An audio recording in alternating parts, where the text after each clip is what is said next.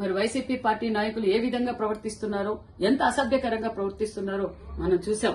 5 సంవత్సరాల్లో వారు అధికారంలో ఉన్నప్పుడు మహిళలు ఏ విధంగా అసభ్యకరంగా మాట్లాడారో చూసాం.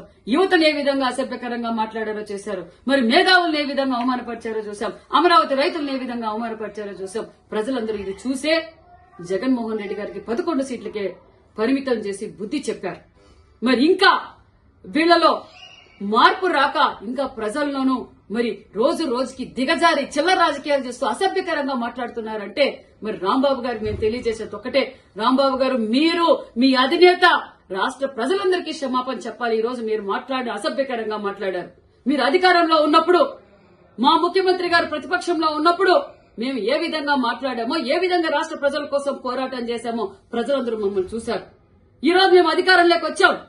అధికారంలోకి వచ్చిన తర్వాత మాకు చంద్రబాబు నాయుడు గారు నేర్పింది సంస్కారంగా మాట్లాడండి, రాష్ట్ర ప్రగతి కోసం పోరాటం చేయండి, ఎవరిని రపరప నరకద్దండి, ఎవరిని రెచ్చగొట్టద్దండి, ఎవరిని అసభ్యకరంగా మాట్లాడొద్దండని మా నాయకులు ముఖ్యమంత్రి చంద్రబాబు నాయుడు గారు మమ్మల్ని ఆదేశించారు. మేము చూస్తూ ఉన్నామనుకుంటున్నారేమో, చట్టం తన పంతం చేస్తుంది.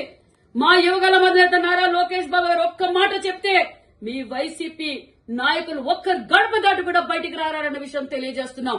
మేము రెచ్చగొట్టకూడదు, మేము దౌర్జన్యాలకు పాల్పడకూడదని మా యువగల అధినేత నారా లోకేష్ బాబు గారు సంస్కారంతో ఈ రోజు రాష్ట్ర ప్రగతి కోసం ఈ రోజు మేము కష్టపడుతుంటే మీరు మా మాన్యశ్రీ ముఖ్యమంత్రి చంద్రబాబు నాయుడు గారిని ఈ విధంగా అసభ్యకరంగా మాట్లాడతారా? సిగ్గుస్తరం ఉందా?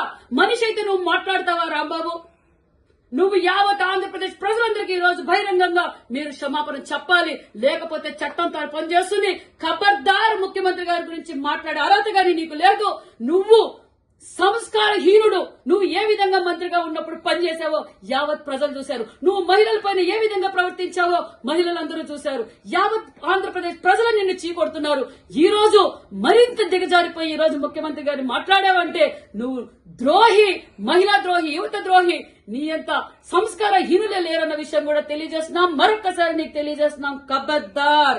మా యువగల అధినేత అనుకుంటే ఒక్క అడుగు కూడా నువ్వు బయటకు పెట్టలేవు. మేము నీకు సంస్కారవంతులం. మేము మీ అధినేత మీకు అది నేర్పలేదు. ఈ రోజు మా చంద్రబాబు నాయుడు గారు మమ్మల్ని అభివృద్ధి ధ్యేయంగా పనిచేయండి, ప్రజల కోసం పనిచేయండి అని చెప్తున్నారు. మేము రెచ్చపోతే ఒక్క గంట కూడా మీరు తట్టుకోలేరన్న విషయం కూడా మీకు తెలియజేస్తున్నాం.